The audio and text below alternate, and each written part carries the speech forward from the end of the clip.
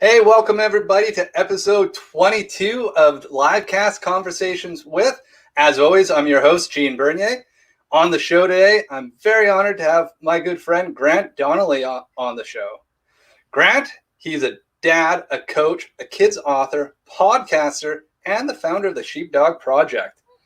Grant's a dreamer, a big dreamer, always been, always will be. Add to that a fearless optimism, a deep curiosity to understand the why of everything, and a passion for learning. This means he's less of a specialist and more of a jack of all trades, which I can get behind. He's a husband to the beautiful, compassionate woman, Hana, and a dad to three amazing, adorable kids, Lachlan, Ailie, and Mckenna. Fortunately, he thrives in chaos, but tries not to take himself too seriously. He's been known to bust a move in the grocery store. He firmly believes in I'm possible, that the impossible is just a solution you haven't discovered so far, even if that solution is a little unconventional. Grant's the oldest of four boys who grew up in a small, heavily industrial blue-collar town in central Scotland, which to our day standards could be considered a tough place to grow up. He's a military veteran with 9 years in the RAF and went on to lead teams and organizations in some of the largest high-tech companies on the planet. Grant, again, welcome. And I know my words will not do you justice to everything that you've got on your plate, my friend. No, it's cool. I mean, I like to be intro thing at the beginning. I'm like, hey, how'd you do that? That's brilliant. And I mean, I think I need a wee write up and changing my bio there for this kind of new approach we're taking. But thanks very much, man. You're welcome. And I feel like I want to stand there. I mean, I've been sitting all day, and I know you're standing, and now I'm like, do you have time? Can I move? And I'm like, nah, we'll just. If you want to stand, let's stand. Let's get it flowing. We'll stay where we are for now. Yeah, I don't want to get all confused. The camera's going up. I'll be moving. That's why we do everything live. Nothing's edited. So if we screw up, we screw up. And it's meant to be. Hey, that's life. There's no trial runs.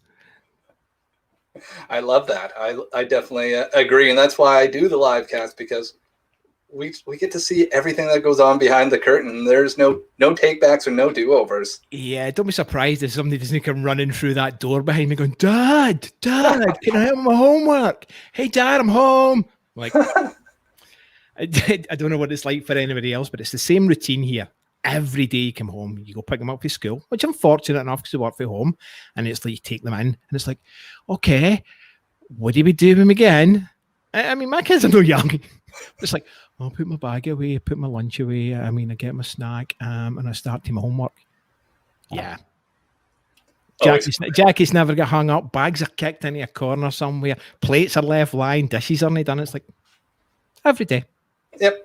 It just doesn't change. I can relate as a father of four as well. Like it luckily the youngest got home before this started, so she's not like ripping down. Regardless if I'm on a call or not, she'll show up and be like, "Hey, can I have a hug?" Be like, "Well, I'll stop and give her a hug. It doesn't matter where I am." But that's just part of it. And even if they hear you talking into that little box, be like, "He must be talking to himself. I better go see what's going on."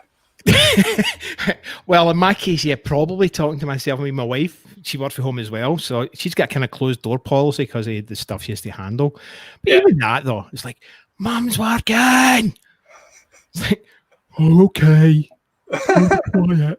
But I mean, it lasts for like 5 seconds, then it's like, okay. So she thought buying a nice set of headphones would going to help with it. No. It doesn't. They don't do that level of noise cancelling.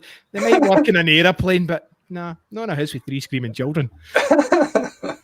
No, I don't think they make noise canceling machines big enough for them. They always look for that challenge. No. So yeah, it's, that's an average day for this lot. And I'm sure you're pretty much the same. Oh, pretty much. Like I jokingly say, I'm the dad taxi because on Thursdays and Fridays, it's when I have to rip to the school and go get kids and drop them off at their activities and stuff like that. So it's I know how it is. I know about by 3. That's why I work in the basement now too, is because if I was upstairs, way too front and center, be like, come 3 o'clock, be like, productivity's gone. Oh, I know. I mean, I used to work in the dining room table, the inner office. Yeah. And that was just mental. Everything has to get cleared. At least here I've got a nice wee space now, which is all good. But yeah, on the subject you were talking about kids author, but yeah, I'm struggling. I'm trying to find an illustrator. I think I got one. Perfect. She's got a couple of design stuff out there, and I'm waiting on some illustrations coming back. So if that kicks off, we'll try and figure out how to get the rest of the designs done. And then it's another one of these suck it and see, figure out how to get published, go the self-publishing route, all that kind of idea. So it's just another one of the things that's... You always have something on the stove going. You think I'd kind of try and get some of that up, wouldn't you? Like you say, like, just before you came on, it's like, hey, gonna do this other podcast. It's like, what? Another one? It's like, yeah, canning the old one. I'm going to start a new one. It's like, yeah. So try streamline your day instead of adding stuff to it. But like you, getting somebody on, getting a chat, there's just something about it. Oh yeah. Completely and utterly. And in particular in the current climate and where we are in the global perspective, because of that shall not be named. There's so many that we could be alluding to right now. It's the 20th a day. It is the 20th. It is, yeah, but we're not talking about that one. No. It just kind of it's creating that division. And I was chatting to a buddy of mine in the UK, and I'm just so happy we're not there. Because if anybody hasn't guessed, I'm not from Canada. Well, you live here now. I do, yep. I have my full Canadian citizenship. I almost put my Canadian t-shirt on. Like the big, it's a Ralph Lauren t-shirt, a big Canada badge on it. Yeah. But I was like, nah, that's gone a bit far. Just show up as you are. We have no dress code here. Pretty much. But again, it's another one of these things. It's like wear a white t-shirt with this kind of all grey hair stuff going on. It's like, whoa, hello. So we have to dull it down a wee bit when you kick the camera on. Well, or you could just do what I did and just get rid of that grey hair and be done with it. No, I just wear a hat. Like all that stuff. I think it's easier. I was having this thought today, and I use this one with Lachlan all the time. I mean, he's a kid, so he seems to like this thing. Oh, the backwards hat? Right. Now, I'll accept, kids can wear a backwards hat. But for a grown man, I think there's only a couple of instances where you're allowed to wear it. First off, you're a sniper. And there are not too many snipers about here. You're a professional photographer. There are not too many of them turn up at school. Yeah. Right? You're a baseball catcher, because he needs to wear it for his kind of... Yeah, for his mask on. Or you're in the gym and you're doing some clean and jerks because your cap gets in a bit of the way when you're lifting up. Other than that, I have to find an acceptable excuse for grown men to be running about with their baseball cap backwards. Whether it's a flat brim or a scoop brim. No, but I just catch them and they're like, really? You looked in the mirror this morning? And well, they think they look good, right? And it's about that. I think it must be that young thing, It's like, I'm not going to lie. Every once in a while, I like to throw the hat on backwards. Then I'm like, oh, I'm not that young anymore. Whoop, back forward. Well, it's better than the side one, The half side. Yeah. So that was just one of the things. That was the school journey of the day. The observation going. Hey, okay. So, Grant, tell us where you're at right now. What are you working on, man? Well, aside from the kids' illustration. So we were going down this path, and you mentioned a bit about the sheepdog thing, and I'd been to a conference and I'd been to seminars, and it was like one of the things that claim it, own it, just be it. If you want to be the king of something, be the king of something. I'm like, cool, I like that. Yeah. So I've had this concept of sheepdog kind of kicking about in my head since literally since I had kids. But you can't really talk about it to a lot of people because the origin's kind of strange. Comes from a book, and I think it's called On Killing by a guy called Lieutenant Colonel David Grossman. And there's a whole story in there about he tells there's three kinds of people in the world, wolves, sheep, and sheepdogs. And, him being ex-military, but he preaches a lot of this, and I'm saying preaches deliberately, in churches, and it's all about open carry in church and protecting his second amendment rights, right to carry arms. Should know that in this political climate, shouldn't I? So he talks about that. But I mean, the stories is all this time itself. It's predator, prey, and protector. And anybody that's spent any time in the corporate world or anywhere else, like it really that's what it gets down to. There's the people that run about with their head up their arse. Typically the sheep, no bothering about anybody else, just getting on with their day, just rummaging through, hoping to be avoided. Ability my hair becoming as grey as they possibly can. Then there's the other one, the bully, the bad boss, the person that's always the manipulator. Right. Right, you've got them. And then you've got the other person that's sitting in that background going, this shit, that's wrong. I don't agree with that. And sticking up against the bully. And I've used this analogy with the kids all the time. About just how you show up in the world. The idea is it's not just one day, it's every day you have to be there. And it's not when chaos is going to strike. Or it's not if chaos is going to strike, it's when. Yeah. So you really, the old Boy Scout analogy, be prepared. As best you possibly can for whatever might happen. Because we don't, as we would all like to think, rise to the occasion when the shit hits the fan.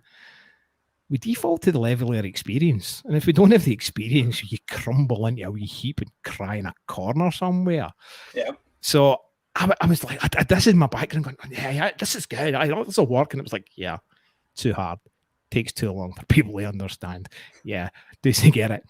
So when that shall not be named kicked in and we became a homeschool teacher, which my kids seem to really love, I just done things that, like you said, 8 at the time, 8, 9, and 12. It's like, I'm teaching electronics. I know electronics. So we had motors and lights and all sorts of stuff. So by the time they had to go back, they're like, hey, Dad, can we be homeschooled? I was like, no, not harming. School, go. Woohoo! It's a bit like the IKEA. I've dropped him off. Mr. D's class is officially out.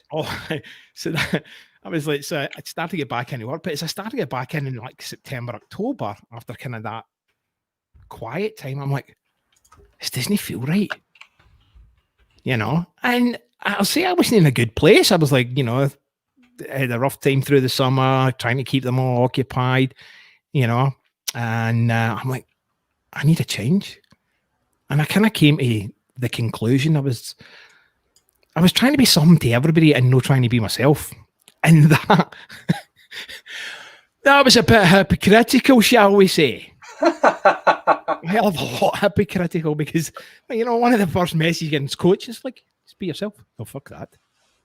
I don't want to be myself. People judge me for that. I'm going to be somebody else. Are you telling me you're taking your own medicine, Grant? Oh, yeah, biggest hypocrite on the planet. I was like, so I took a wee step back and had some introspection. Yeah. And the introspection when doing a deep, dark tunnel was like, hell, can I do that? Can I see that? Can I go? So I just coasted and I didn't do it. I just kept running the whole vanilla ice. It's like, I'll run middle of the road, try and please everybody. I think what we were saying before this is like, I was like, in society, I think men are portrayed in two polar opposites these days. One of them being Action Man, and for the North Americans, that's G.I. Joe. because I'm sure you've got a global audience now.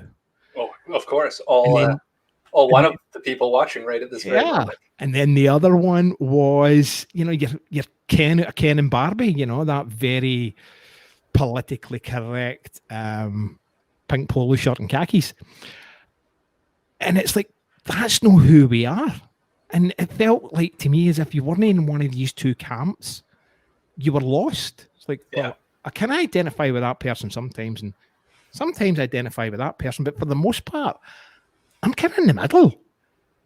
And I was like, but I'm too far on the Ken and Barbie side right now. So, like you said before, it's like I just hit the up button and took down the old website this morning and put the new one up, and it's not working fully. There's some of the links broken. Yeah. But it's there, and it's closer to me. It is. I mean, it's still probably not all the way there. But it's a start, though, right? Like you were sitting on it for so long and not getting into it, and now it's up. By the way, I've just shared it in the comments, so if anybody wants to go check out grantdonnelly.com, check out those comments. I mean, just literally just blitzed it in the last day and a half just to get it up, and you'll find a lot of duplicate images because it's like, what do you have on my phone? Hey Hana, what do you have on your phone? Like I said, Canva. Let's go. Get this done. First pass copy, so apologies for any spelling mistakes or bad grammar. But again, I'm Scottish, so. And actually, to be fair, Grant reminded me of a spelling mistake in one of my banners that we had before we went live. So thank you, Canva, to fixing that pretty quick too, right? But that's the whole thing. Like the big part about what I'm trying to get across for people is just get started. Take that step. Like this is what the LiveCast is all about, and why it's live is because sometimes that step's a little messy, and you should actually embrace that mess. It's the hardest thing. Yeah. It's the thing that scares us most. I've got one of the pictures here, but I'd rather jump off a bloody bridge tied to an elastic band some days. Because I trust the process. It's like, these guys know what they're doing. Still here. Yeah. Somebody else jumped off this before me. But when it comes to yourself, it's like, fuck that, I ain't jumping off that bridge. Not a chance, because I built the bridge. I'm not 100% sure it's going to support me. And that can be just anything. I mean, for me, it was this getting, I'm not saying more authentic, because if anybody speaks to me in any of the podcasts that I'd done in the past, it was who I was. But if you looked at the website, it wasn't necessarily a true reflection in me. It was the very nice vanilla coated version of me.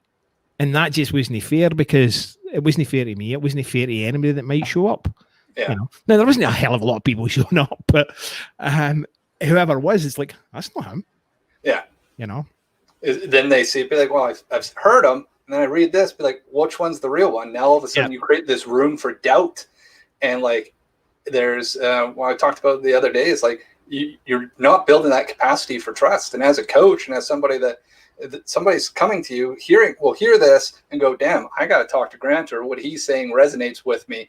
And every step of that way is all your job is to help bring as much authenticity so you can build that capacity for them to have that trust to go, let's go be unbeatable. And yes, I'm stealing that right off of your site right now. And I'm stealing one of yours, and it's working.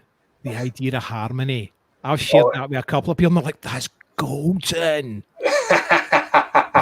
So if anybody doesn't know, I was talking to Gene a couple of weeks ago, and we were talking about this idea of balance that doesn't exist. And he's like, yeah, I don't use balance any longer. Harmony's where it's at. And I'm like, oh, give me that one. Yeah. So yeah, I shared that with somebody the other day, and it's like, oh, that's so good. Yeah, because it's like music. And you don't have to explain it, and everybody just gets it. And it's like, yeah. And I was like, thanks, Gene. You're welcome. I'm glad that gem's helping out. It's one like I live by. Like I've had a lot of people,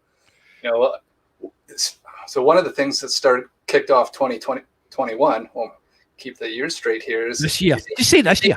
This year, you see all these people putting up there like, oh, hey, I'm so glad that last year's over and this year's going to be awesome. And here's my resolution. This is what I'm going to do. And oh, it's going to be great.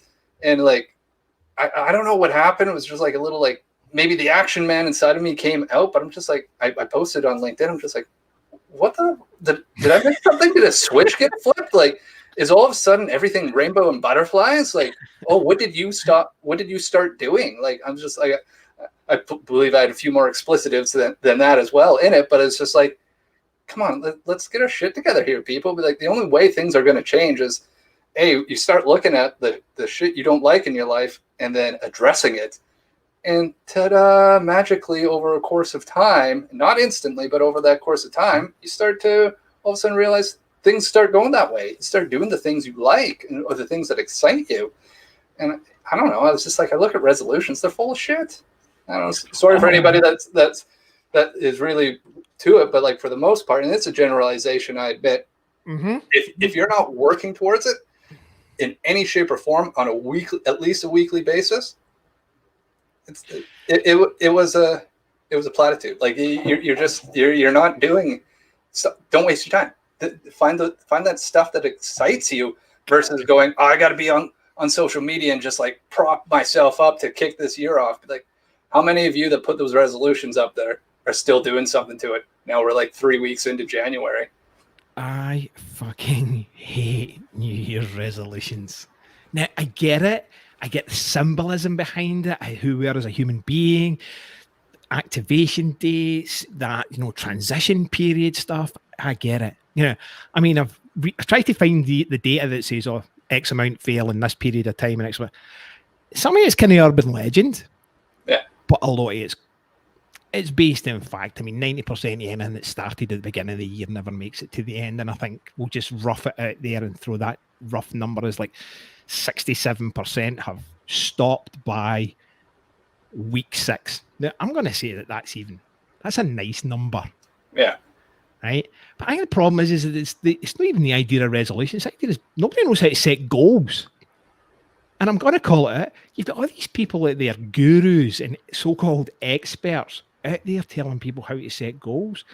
And they've not got a fucking clue. They're regurgitating Latham and Locke's industrialized process stuff with the 60s and saying, got to do SMART goals. Most people don't set goals. They set themselves tasks. Yeah. I'm going to read some books. Reading books isn't a goal. That's a task. It's a thing to do. That's a thing. That's a to-do list. That's something it's something you can do. Yeah. Towards what you might want to call a goal. But it's not a goal. And I've seen, again, I'll experiment and I'll go in and I'll take some of these courses and I'll see what's getting taught. And I'll go in with an intellectual humility saying, I don't know anything. Teach me. And then I'll get into the groups and the forums and I'll research and see the number of people that go back in, they're paying $500, $600, $700 a year to be taught the same thing year in, year out with things like, I'm going to read a book a month this year. Why? Because reading's good for you. No. What are you going to do with the reading? Reading's good for you, yeah, but why do you know? And what kind of books? And what's your end game? By the time you hit the third question of like, a bit like people that speak to me in a crowded environment, it's like deer in the headlights because they have no fucking idea what I've said for about 3 sentences ago. They're going, what? I just want to read. Read, but don't make it a goal. Yeah. You need an end game. It needs to be delivering something for you. It needs to be internalized. It needs to be personalized. And there's next to nothing out there that anybody was talking about the kind of thing. So I'm with you. New Year's resolutions. Get them out of here. Get them out of here. I don't know. Like, I think for most people, like, just start doing are you doing stuff? I'll say shit, but like, are you doing stuff that it excites you? Like, are your eyes lighting up by it? And if your eyes light up for reading, awesome, do it. Yeah. Are you finding like do you have that idea about like we'll talk a little bit about goals there, but like push goal or pull goal. And there's like this, you add onto the goal, like somebody will like set one super high and it's a big task. And it's just like, oh, if I shoot for the stars, I'll land on Mars. Right. Not a bad thing to push yourself, but like, if you're starting at the point, be like, so what does rocket science mean? Be like, maybe pull that down and make it a little bit more achievable, or strip out on, we talk about SMART goals, like strip the time component out of it. Be like, you don't know when you're going to get to the stars, but I know you won't get there if you don't take a step today. What's your step? Does it excite you? Tomorrow, take another one. Did that still excite you? Yeah. Great. Take another one. Be like, and all of a sudden you'll find you'll get to the stars. And it's not hard, but it takes a lot of discipline sometimes, because people want to do. So why I talked about push or pull, be like, the pull goals are like all the things that excite you. And the push goals are things that you actually have to be like, I still want to do it and it excites me, but it's hard as fuck. And now I have to like really get to it. As soon as some people hit that first barrier, they're like, that's it, I'm done. I can't, this wasn't meant to be, and scurry off. Be like, not everything in life can be a pull and directly easy either. I mean, I challenge anyone who says they've got, if you can turn around and say you've got a push goal, you're lying to yourself. You really are. It's time to wake up. There ain't no such thing. You've no set it hard enough. You've no set it big enough. You've no set it right. You shouldn't have a push goal.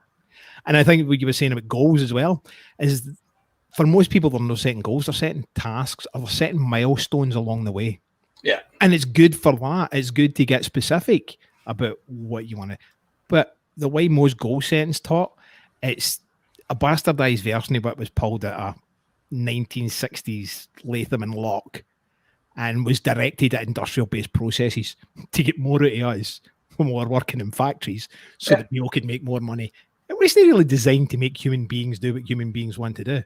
No. If your goal's no tough, and we'll use the term goal because people understand it. If it's no tough, if it's no hurting, try again. It's not supposed to be easy. No. It's not supposed, because if it is, you're probably still doing something you've always been able to do. And that, for me, pushing that button a day was, I knew how to do it. But the fear factor behind it, and going and saying, even writing words like bullshit in the web, it's like, can I do that? I had my wee mommy's inside voice going ahead going, son, can you do that? I'm like, yeah, mom, I can. I can and I will, and watch me do it. Yeah, I was 30 before I got a tattoo, man. That's how bad I was. And I was the oldest of 4 boys, and I got 2 younger brothers. I mean, one of them's dead now, but they were fucking hellraisers and would not get a tattoo. Nope. They did a hell of a lot of other stuff in their life, but they would not get tattoos. Did mum say no? Mum said no. Mum was like, no tattoos in my house. And I was 30, so my 30th birthday. Fucking got a tattoo. Sutton drew it in an accounts class. I was doing accounts at the tech college for a degree. And I'm like, okay, accounts double into bookkeeping. Yeah, that'll call. Yeah, sure. I went to the tattoo artist, and like, I kind of had a party the night before. So, I'd booked it in, and I was a wee bit drunk. But when I got it, that just opened the bloody floodgates. Every one of them got one, and some of them didn't stop at one. And it's a bit like, it's like life. It just takes somebody to break that mold, and other people behind them going, hey, I can do that. I'm in. I'm doing it as well. And I think that's what it comes to be. That's where, from my perspective, I was hypocritical. I wasn't showing fully up as myself. Yeah. Hey, there's a dog. That means Hannah's kicked out of the office. And Lachlan's just home. So, as you said, there's a disturbance. It happens. But yeah, that's me and goals. I think people really need to get a handle on their why. Right? They don't want to sound corny and cheesy and go all Simon Sinek and everybody. But that why has to be internalized, because if you're chasing somebody else's ideology of what you should be, or chasing somebody else's concept of how you should show up, and when the shit hits the fan, and it always does, right? Yeah. You don't have anything to push you through, right? It's this whole idea. I'll geek out on a lot of stuff. So they'll talk about willpower, and you'll talk about motivation, and we'll talk. They're fickle. Oh, they're totally. They are fickle. They come and go. Right? I heard a great quote about motivation. just recently is like motivation is like kindling. You can use it to start your fire, but it ain't going to keep it going. And you need to find out what that means to load that thing up on your own, right? And talked about that with clients, and even on this show, it's like motivation's a wave. Like it's going to be like, oh, this is awesome, and as soon as it starts not being awesome, be like, that's when you find out. Be like, do you have it, and do you want it? Well, again, I think a lot of that motivation thing as well comes in because we're not tapping into something bigger. Yeah. And this kind of sounds weird for a 50-something-year-old Scottish guy. It's like, it's not too woo-woo. It's not too woo-woo. But you have to tap into something bigger than yourself. Yeah. You've got to. And you have to internalize it because it's that sees you through. And hey, there are days that you're not going to do it. And, there's a lot of, shall we say, the Navy SEAL style community out there, the special operations people say it's discipline. Discipline. It's like bollocks. There are days you've been chin strapped and couldn't get out of your bed. Don't kid yourself. It's discipline. Discipline fades as well because you're human, right? It doesn't matter how well you're prepared. It doesn't matter how fit mentally, physically, emotionally you are. Shit happens and it gets you down. Yeah. And no even discipline can see you through. Sometimes you need to take a day off. Sometimes it's longer. But the difference is that in the word I've kind of like these days is, and I was using with the kids, stick-to-itiveness. Yep. Kind of does what it says in the tin. Stick to it. And that's what you need. It's another way for resilience. And if you don't have it, that's what it is. But you can't teach resilience. No, you can't. You have to live it. It's a self-taught thing, right? Like there's a component of it that you have to be okay by, taking the hit, getting knocked down, going, oh, you can either choose to be like, oh my God, life's so tough and so bad. Be like, yeah, it is. Are you more badass? Get back up and prove to yourself you can get back up.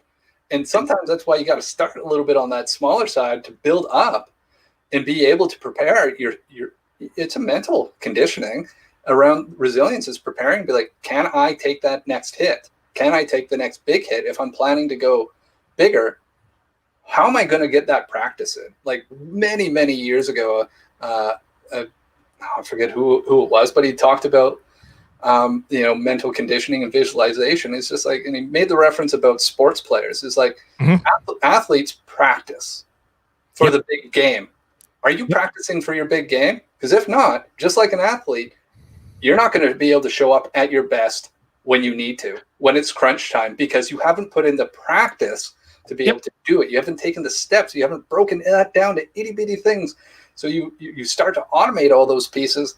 Next thing you know, you're going because you've done all the practice and you're not worried about it. And that's back to that thing is that you default to the level of your experience of your training.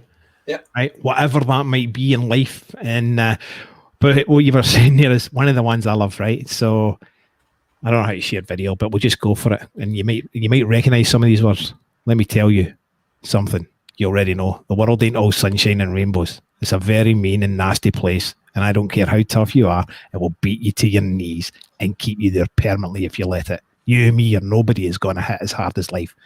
But I ain't how hard you get hit. It's about how hard you can get hit and keep on moving. How you take it and keep moving forward. That's how winning is done. Thank you, Sylvester Stallone. Yep, that's right. I absolutely love that. Like he's talking to his adult son. Yep, sunshine and rainbows. And I try and keep that, but I can't. I haven't taken the time to memorize it. It's like to Google. It's like, give me this. It's just kind of what it is. It's like, smart man. Yeah. Oh, extremely well put words, right? It's it's your choice to be how prepared you are for life. It is like you can. People have gone through horrible things and have still come out triumphant. So none of us have an excuse. No. I think that's one of the things. I mean, I know you look a lot in the mental health side of things, and I think as guys, we struggle with that whole emotional, mental well-being. I mean, you might call it mental health, right? Because it's well-being. And I mean, I think normally when people throw that term out, they throw that term out as if for me, it almost feels like it's a negative. It's like, oh, you have to work on your mental health. It's like, well, you're saying there's something wrong with mental health. It shouldn't be. It should be the exact opposite. It should be considered as well as our physical health or our emotional health. Yeah. But as guys, we kind of struggle with that. And, being a veteran, although I was just in the Air Force, I get the shit ripped out of me for that all the time. Even Navy lads rip the shit out of you for that one. Oh, Air Force, eh? Chocolate fondue, fountains, hotels, and bathrobes. Okay, pretty much so. It's like, what an illusions what I was and what life I had, I chose the Air Force for a reason. Kind of because the Navy wouldn't have me, and I wasn't getting to the Army Careers Office in the next block. Like, if the RAF don't take me, I'm fucked. But when my brother went to join, I was like, hey, join the Army. Go join the Army, buddy. He spent 22 years and absolutely loved it. Yeah. But, I'd done a lot of research into the whole concept of 22 and military veterans, and some of the information, it's about 4 or 5 years ago since I looked at it. But what I found really interesting when I was going through the stats, mostly the US gathers it really, really well compared to other nations. And that number of 22 was, the impression I kept seeming getting was that it's almost like a younger generation, but it wasn't. It was our generation. It was the 40 and 50-year-old veterans. It was the guys for the first Iraq conflict, early Afghanistan. It wasn't the new guys. The new and younger veteran had better mental health because systems were in place and buddy networks were set up and all the rest. And it was the older guys. But what was really interesting for me was, and you probably can confirm, deny, slap me about, is the parallel in society at the same age group for men, for that growing burden of 45 plus for deterioration in mental health and leading to taking their own lives, the parallel was unreal. And while it's a concern, it's always a concern for veterans, I think by only focusing the light there, you're taking it away for the rest. And that was one of the things for a coaching perspective I'm trying to introduce, is that ideologies that, it's holistic. You can't just go in as a coach and say, I'm here, I'm going to hold your hand, it's going to be all good. It's like, fuck off. Sometimes you need to get your finger out and get your shit together, right? And like you said, get moving. Yeah. Me asking you questions and saying, so what do you think? Yeah, there are days for that. But that can't be your entire coaching philosophy. Because if you knew, you would go and do it. And somebody asking you, if you know, doesn't really help you. Or I don't think it does, and it's never helped me. Yeah, that's no help. Well, we'll use your site as an example. Like, you knew what you needed to do, and you needed something to boot you in the route to put it up and hit the button, right? Like, yeah, I don't know what it was though. I don't know what changed. Maybe this podcast was like, yeah, I think I said I'm going to do something. Fuck, I better get it done. But you know what? I think the third guest I've had that this podcast has been like that little like spark to get, or I'll say the lighter to get their spark going, right? So if anything else that comes out of the LiveCast is, if that's what it's accomplished, then I'm super happy and this has made an impact, right? So, and I agree with you. To pull back to like the older generation is like where I see that like parallel in just like men period is, as you get older, well, now you become husbands, now you become fathers, now your like friend group is not the same group of dudes when you were in your 20s that rolling around, going to the clubs, going to the pub all the time. It's a totally different lifestyle. And then also it's like family first and work, and then like whatever's left maybe for friends, and those connections get super weak if you're not aware of it. And all of a sudden you're isolated, you're lonely. And that's when, the voices start coming up and going, is it because you suck?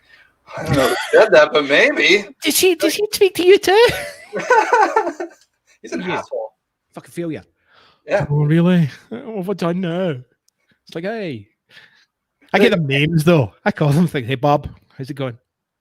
I read a book that said to name it your middle name.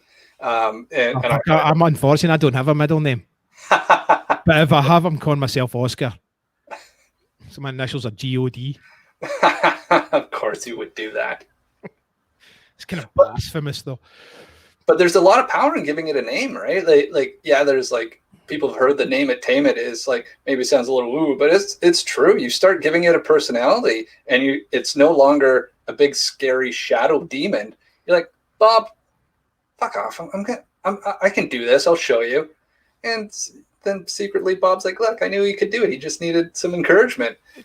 I talk about it as like that emotion, and that you look back to the older generation of like emotionally unavailable fathers, where they're just like, it's a general type and a stereotype, but it's just like, boy, you can't do this. And then when he watches you go do it, he's like, yeah, I'm proud, but never would give you like the attaboys or anything else. Thought like, if I push against you, that's gonna, iron's gonna make iron sharper mentality. Is like, you look at it like that and you kind of go, oh, I see what you're doing. I understand. Maybe you don't want me to change, or maybe you're afraid of what I could become if I change, but you're actually trying to encourage me. Thanks for the fuel. Thanks for the reminder that I have to push, right? Like for me, I use that in like doing my 75 hard stuff. Is like, some days I don't want to do it. And I hear that little voice. I'm like, oh yeah, this is why I'm doing it, to not to beat it, but it's a reminder now to like go harder and to remember why I'm doing it. I do my exercises because at 100, I want to have a dance party. And if I don't take care of this now, I will never have that dance party at 100. Yeah, Andy Frisella's got something to answer for we 75 hard. Yeah. The guy came up with that overnight. He's like, it's fucked up and something had to be done. So I just went home and I done this. So it's 75 hard. It's like, okay. And I think it's blossomed since the beginning. I think at the beginning it was like, diet your choice, read 10 pages, drink 2 gallons of water, and exercise twice, at least once outside. But I think now it's blossomed into a whole other game. It seems to be all these extra stuff going on. He's got his book coming out with it. He's got his book out now because the book's out, and he's got an app and everything. So I'm doing something like I'm on phase 2 of the 75 hard life, and like it, honestly, changed the way I look at shit, and it really got me going in the summertime. And like, hey, it's a mental game changer. Like when you're pushing and you're like, oh man, I have to get to 75. The first time I did 75 hard, my wife did it with me. And like the day before we started, she goes, I'm going to win because you're going to break and have a beer. I'm like, and instead of like getting all like wimpy inside, I'm like, look at her. I'm like, it's on. I'm good to win. Yeah, I'm not giving up here. No. It's all right now. It's just I'm trying to find my harmony. Yeah. So no, but it's good. I mean, I see a lot of people take it, and that's it. Do you know what I find kind of ironic as well, though? There's a lot of people jump on it and don't know where it comes from. And if they knew Andy Frisella was behind it, I think in some aspects they might be fucking mortified, because some of the people I know are oh, you don't speak like that, or you don't do that, or that's not the way you behave. If they jumped on a podcast with Andy, they'd be like, for what the? He's an intense dude, right? And very be it for his opinions. Some of them I don't always agree with, but I will give his fire and I'll give his passion, and his the dude shows up. Do you know what? I'd be born if you agreed with everybody. Oh God, yeah. But I think we've kind of lost that again in our conversation with a buddy of mine in the UK. Is like we've lost the ideology or the idea of powerful discourse during a debate. I kind of disagree with you, but doesn't mean I dislike you. Yeah. But there's the whole idea of you're entitled to your own opinion, but you're not entitled to your own facts. Facts are hard to come by. And most people will not even go bother to look them up. Nope. Well, it's so much easier just to make them up on the fly anyways, right? So confirmation bias. Oh, yeah. Like 67% of arguments go the wrong way based on some facts I just made up. So like it's... Yeah. I disagree with you. 1%. 68% now. Yeah, it's really interesting, So I kind of bring all that into coaching. And as I'm saying, into the stuff I'm going to be doing is that one of the things I'm stepping away from is are stepping into is more of the idea is a terminology that was used. I think it was British Army that coined it years ago, and it's QIP, quick implementation projects. It's how you get in, get stuff done that wins hearts and minds. And I was like, it made sense. And I'm like, but how do you turn that into, you used to do short, very short programs, 90 minutes, 120 minutes, stuff that's really actionable, stuff you can implement in your day-to-day, every day. So I'm going to try and work it. I'm working in some of them now. So again, that's a kind of change in tact and a change in direction for me. Nice. So working in them, and I think, what's the first one I'm doing? I've got it written down. What, becoming flipping unbeatable? No, that's actually 4. I had 4 different ones and I couldn't make up my mind. It's like, one goes first. But that one should go in that order and this should go in that order. It's like 4 pieces in the write-up for me, you said, was it undistractable? 4 pieces of paper, right? Yeah, undistractable was the first one. It was like 4 numbers, 4 pieces of paper, children, wife, unpick. 1, 2, 3, 4. Here we go. So yeah, so the first one's undistractable. So try and get that by probably the middle of March. So what's that going to look like for people? What's it going to look like? Well, it's going to be, I love my acronyms, right? So there's an acronym thrown in there. So it's quick power. And, it's based on some of the research that's coming out, the latest research that's coming out, because I geek out in that stuff as well. Back to the point about those wee guys in your shoulder and your voices. There's some new stuff coming out about how it's mental toughness, and it's the most mentally strong people that can name their demons and actually speak to them like real people. It's not like you're crazy. It's like, thank God for that. I should have been in a loony bin years ago.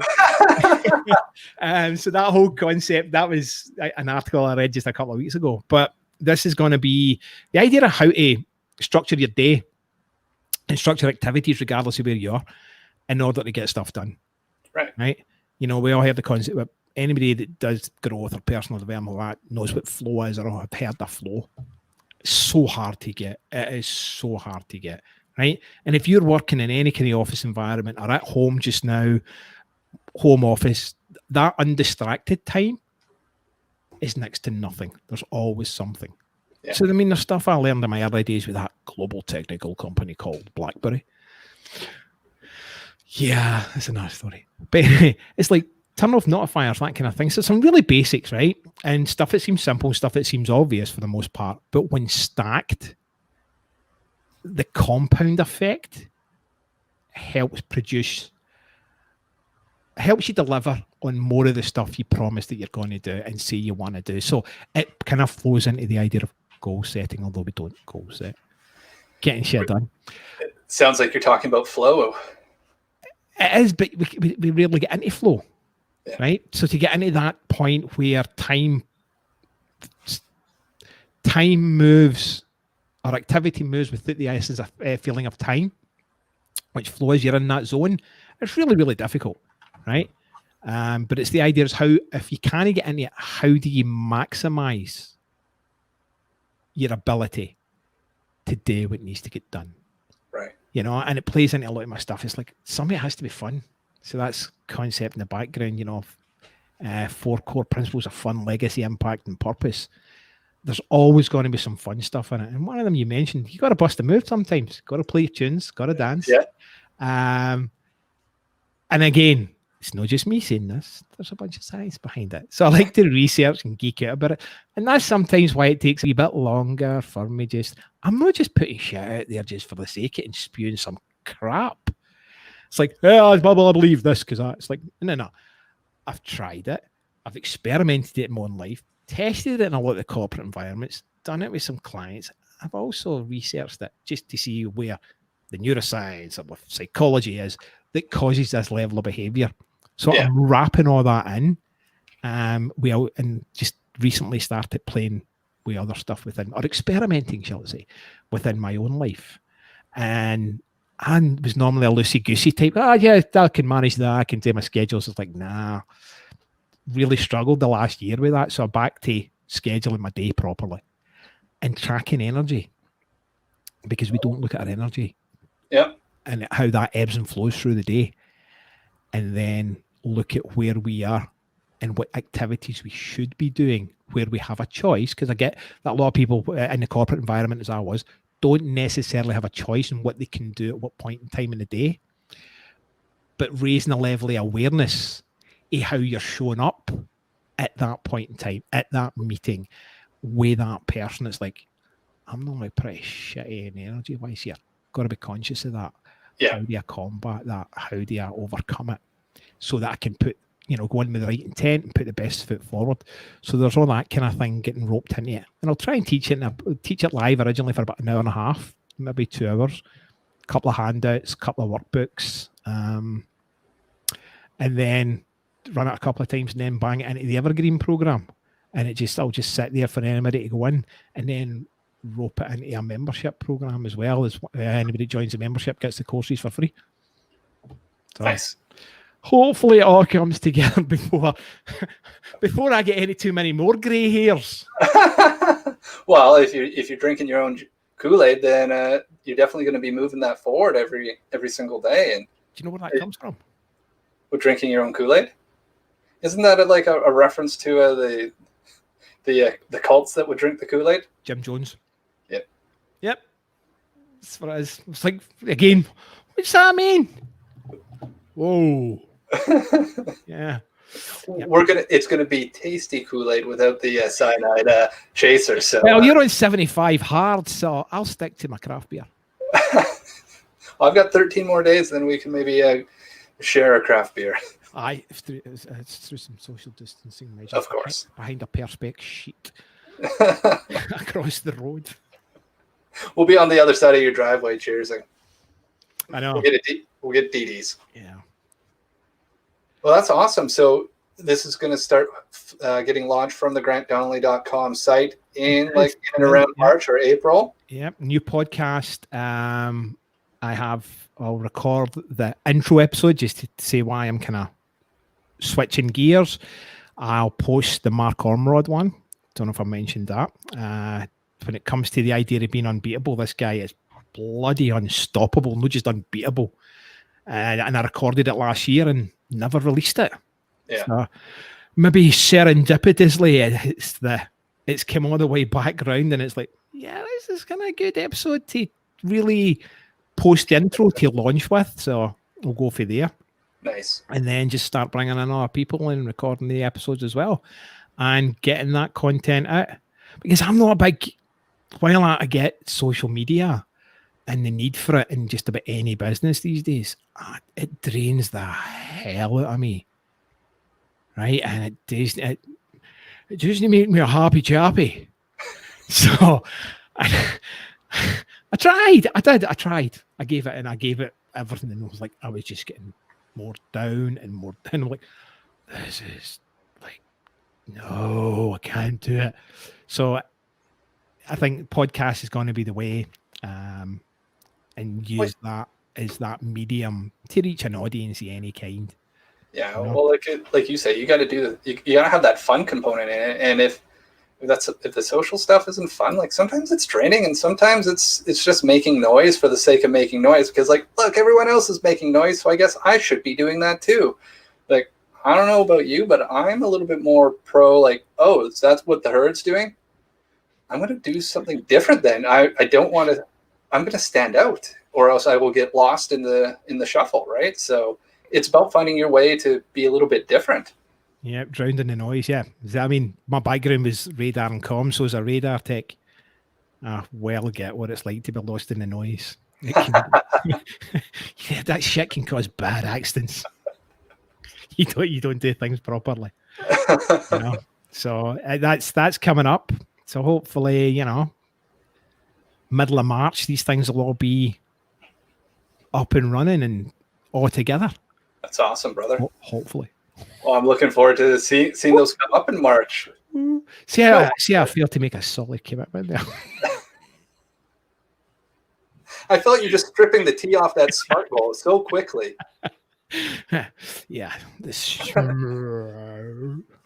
it's a smart. No, I'll go for it. It has to be. So I mean, I blitz this at the day, finish by the end of this week, and then get the program started by beginning of next week. They're all mapped out. I just need to to do the work. Finalize it and did it. Well, they've done the hard part. Yeah. You know, part of it's like, hey, so gotta go live. You know, you're always running the risk of going live and nobody's showing up. So it's like, I need to stick something up in my computer and pretend to be talking to that one. You know? Because at the end of the day, I mean, you might as well record it live as you would just recording it in, you know, in your office. It's like, Well, it's the same deal.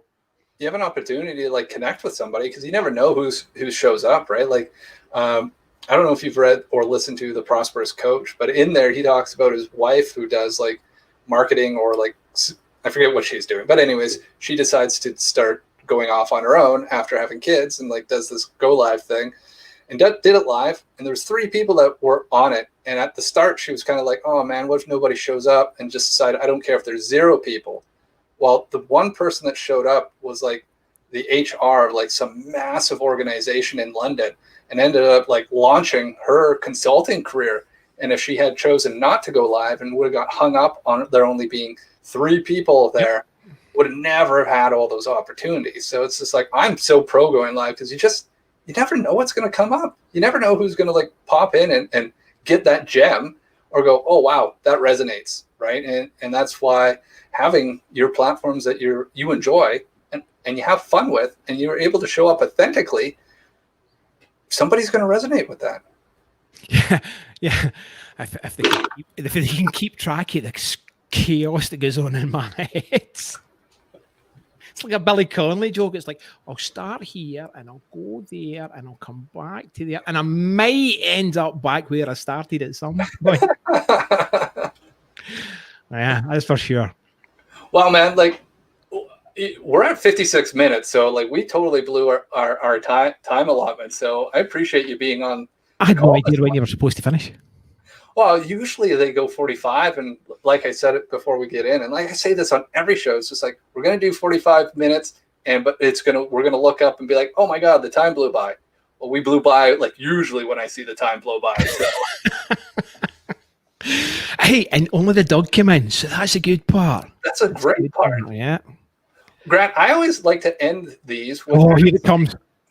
Here it comes. Be like, if you could go back 10 years, what's that one piece of advice you would give to yourself? Just 10. Just 10. Just go back 10. Just 10. Don't sell your BlackBerry stock. When you did. No, that wouldn't work. Do you know what it is? Keep moving. You know, I one of the things we touched on it was, I think men in general and commitment.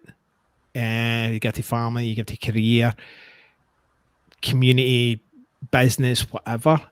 I neglected me. I made all the excuses in the planet. Now, I was a chronic maintenance insomniac, so everybody gave me sympathy, and I allowed that to happen. Right? So, I mean, I will sleep studies 128 times a night. People are like, how do you survive? How do you function? Because you bloody have to. You don't. I'll say you don't have a choice, but you do have a choice. Yeah. I had people relying on me. But I stopped thinking of me. And that had some negative impacts, you know, and I'll say mostly physical health, but I had a wee bit of mental health and a wee bit of an emotional health aspect. Yeah. And it's because I didn't keep moving. Whatever movement it is, whatever time you need to take, move. Yeah. Oh, and hydrate. As you see, both of us been drinking water this entire time. Everybody talks about drinking water, but most people don't get why. You dehydrate, you get stupid. Your brain needs a lot of water. Actually, cognitive decline. Yeah. Right? And then there's the physical decline, less than 2% variation in your hydration levels. If it goes down, you receive both a physical and cognitive decline. I wish you had known that stuff. I would like drink more water and move. Yeah. You know? Because what if you stop moving? It's like Sisyphus and his big rock. Fucking pushing it back up that hill is a way more pain than skipping a day. You're in there. As soon as you stop moving, it's like, yeah, I used to refer to businesses that stopped growing or tried to be like, oh, we're just going to be in a defensive position. Be like, you're the Walking Dead. You're just not dead yet. Yep. But you're on your track. You're either going up or you're going down. There's the only two ways of going about it. So see, that would be the bit I would tell myself. How I would manage it, I don't know. But it's like that would be one of the ones. Is like there's no other divine wisdom in there. It's like, yeah, buy Apple, you know. That just, I think that's kind of one of the false things that we all kind of live by. Like, to hear this week's lottery numbers, or you know, that's I think would be my biggest thing for me. I'm an eternal learner. I've geeked it and all that sort of thing. I've kept learning. I've kept moving forward. I keep dreaming. You know, that weakness for that would be my weak point. Yeah, and that'd be the one I would have to light a fire up my arse. You know. Yeah. Find your own spark. Yep. Yeah, remember those possibilities. And I think, you know, and I know that. I think if I were to go back, I'd be like, believe in yourself and the possibilities. Because as we get older, that little voice, if it's unchecked, we beat the possibilities out of ourselves more than only easy day was yesterday. Yep. Yeah. See, that's one I've never had a problem with. I mean, in some aspects, I have a bigger problem. It's like, I'm the eternal optimist. It's like, but there's a balance of pessimism in there. But it's like, with the right time, the right amount of effort, the right amount of knowledge, just about anything's possible. You are potentially limitless. You know. Oh, 100%. I'm not saying everything's possible. I ain't becoming a fucking astronaut, right? And I ain't running 100 meters in 10 seconds. I'll leave that to you saying. But when you want to achieve something in life, if you set out the right thing with the right time frame, find the right guidance, and I'm not saying coaches, whoever, but find the right guidance and mentorship, yeah, you can do just about anything. So critical. So critical, my friend. So you got to dream big. Yep. But never forget to take that first step, like you said. That's the secret component, right? We're not living in the secret. That's just part of it. You got to be, if you can see it, then start stepping to it. Yep. Don't hide for your obstacles. Go face them head on. Yep. Well, we are now at that hour mark, so we're gonna wrap this up. Like, thank you so much, Grant. I knew this was going to be an awesome conversation, and it was. And it ends up being a great piece of content. And there's so many gems that got dropped in this. This goal of the LiveCast is to share at least one gem per conversation that somebody can go, I'm feeling that right now. And I think there's definitely a few in here for if anybody needs a translation, I can help with that. Just don't try and stick this through Rev or any of the translating tools. It really fucks up. he gets some interesting things. What did he do? No, he didn't say that. Even I don't know when I'm doing it myself with the last podcast. Like, what did I say? What's that trying to say? Oh, that's what it thinks I said. Gotcha. It's like reading your own writing. It's just sometimes listening to your own voice is you're like, ooh, don't know what happened there. Yeah, I'm actually, sometimes it's, you go back and go, did I write that? That's bloody quite good. I must have been in a really good mood that day. Oh, I can resonate with that, feel like. So it's good too, because swimming in 15. Well, you better get going and get that swim on, my friend. The chauffeur has to go and get his job done. Get your little chauffeur hat on and the white gloves and get those kids off to swimming. Yeah, just as long as don't make me wear a blazer. That's for later. All right, brother. Well, thank you very, very, very much. And we will talk to you soon. I'll be bugging you closer to March to see where things are at. I'll keep you up to date so you don't need bug me. All right, perfect. I'll hold you to it. Take it easy, man. All right, Grant. Talk to you later. Thank you. Bye-bye. Everyone, this is episode 22 of the LiveCast Conversation With. Thanks for sticking around. And we'll see you next Wednesday.